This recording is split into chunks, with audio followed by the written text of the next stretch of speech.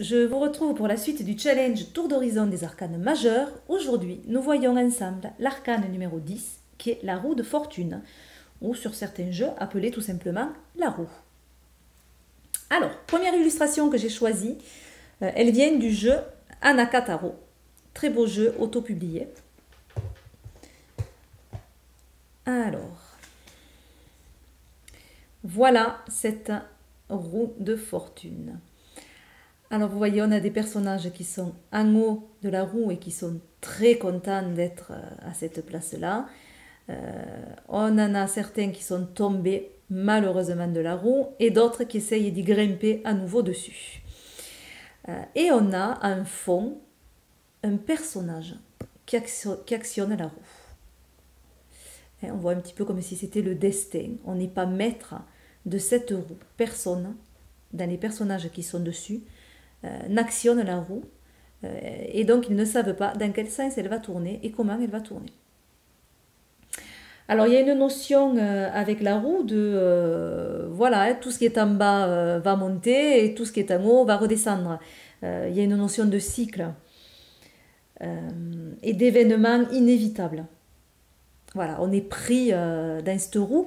Alors souvenez-vous, on avait l'ermite juste avant qui arrive en reculant vers la roue, en toute confiance, mais il va se laisser donc happer par cette roue et tourner pour arriver à l'arcane suivant.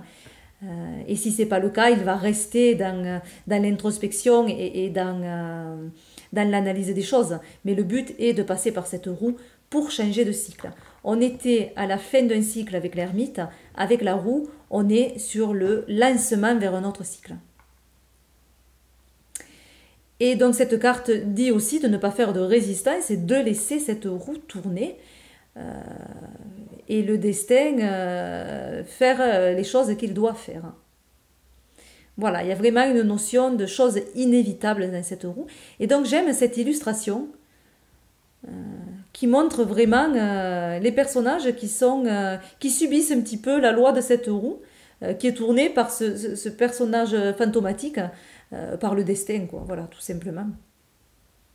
On ne maîtrise rien dans cette carte et c'est bien représenté, je trouve. Voilà pourquoi j'apprécie cette illustration. Seconde illustration, c'est le Hésicos Tarot. Alors j'aime les couleurs de cette carte. On a un petit peu le même esprit avec les pièces cette fois. Ce ne sont pas des personnages, ce sont des pièces. On a des pièces qui tombent. Alors de quel côté vont tomber ces pièces? Ben on ne sait pas trop. Parce que cette roue, on ne sait pas trop comment elle va être actionnée et comment elle va tomber. Alors elle est dans l'eau, hein, elle est quand même malgré tout dans les émotions. Et il y a beaucoup d'énergie autour de cette roue avec tous ces cristaux qui l'entourent. Voilà, donc je trouve les couleurs de cette carte très jolies. Et la troisième illustration, c'est également pour les couleurs, hein, c'est le Silhouette Tarot de Massa September. Et j'aime beaucoup les couleurs de cette carte. Je la trouve très jolie du coup. Alors on a le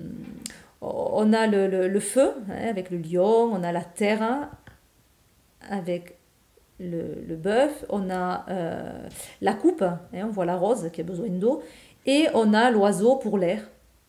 Donc on a toutes les séries qui sont représentées dans cette carte. Et cette roue qui tourne, et on ne sait pas non plus où c'est qu'elle va s'arrêter.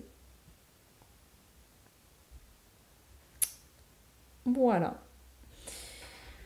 Voilà pour la roue, j'ai pas grand chose de plus à vous dire sur cette carte. Je vous dis à demain pour qu'on voit ensemble la carte de la force et je pense avoir un petit peu plus de mal pour sélectionner que 3 cartes.